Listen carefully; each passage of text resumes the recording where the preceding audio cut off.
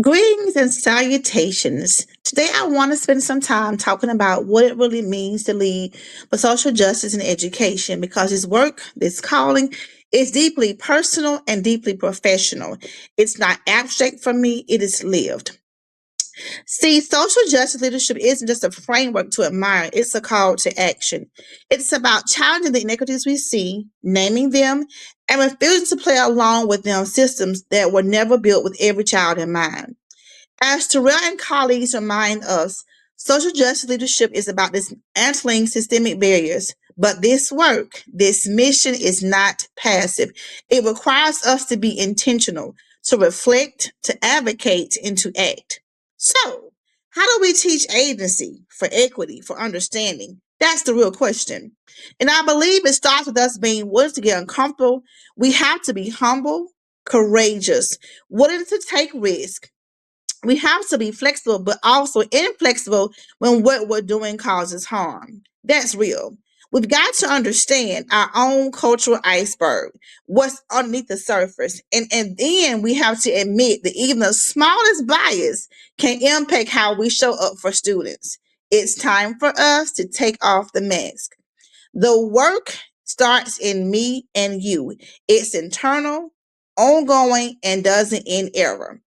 When I talk about leading for justice, I'm not talking about surface level fixes. I'm talking about changing the game.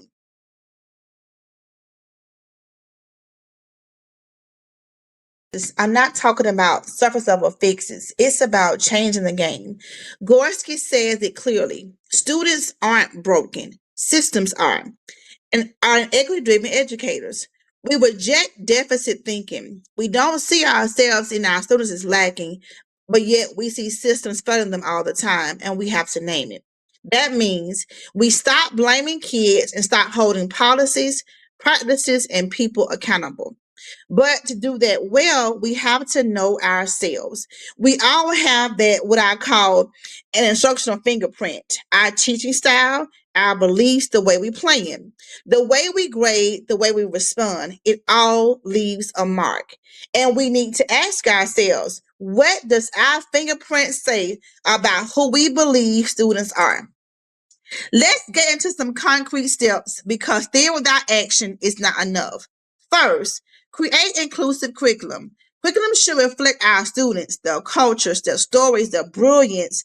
Terrell and others make it clear. When students see themselves in the material, they feel seen. And when students feel seen, they soar. Second, eliminate opportunity gaps. Equity isn't just about access, it's about support. Are we expanding access to AP classes? Are we mentoring our underrepresented students? Are we using restorative justice instead of suspensions? Because data represents real people, our students. They're not automatons. They grow up, and what we do or don't do to them and for them matters. Third, advocate. We can't afford to be quiet without about funding, about racism and policies, about exclusion. As Nagara puts it, silence in the face of injustice is complicity. If we know better, we've got to do better. Now let's talk truth. This work is not easy. You will face pushback. People will say, this isn't a place for conversation about race or privilege or bias. But the truth is, this is exactly the place. And we can't be afraid to name it.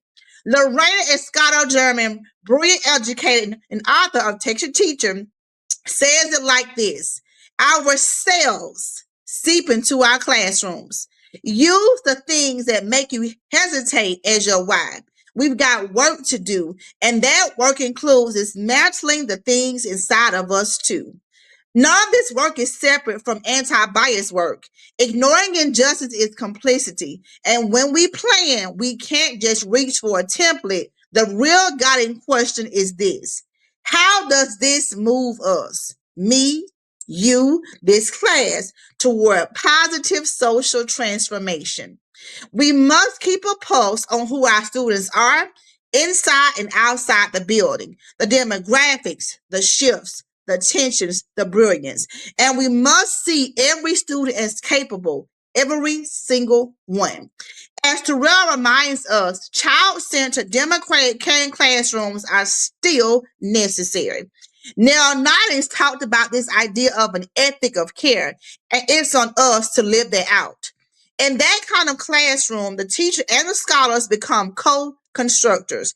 Everyone's voice matters. Everyone belongs. Even if someone else sees them as little, we see their power. So as I wrap up, here's what I want you to take with you. Social justice leadership isn't a philosophy, it's a call. It demands reflection, it demands action, it demands truth. It's about us, it's asking us to be loud when it's easier to be quiet, to be brave when it's easier to comply, to show up fully day after day for the kids, the scholars who count on us to get it right. This is not easy work, but it's sacred. Let's keep pushing. Let's keep questioning. Let's keep believing that schools can be places of joy, of freedom, of justice for every child. So, what about you? What's one way you can strengthen social justice leadership in your space? I'd love to hear from you. Let's keep the conversation going.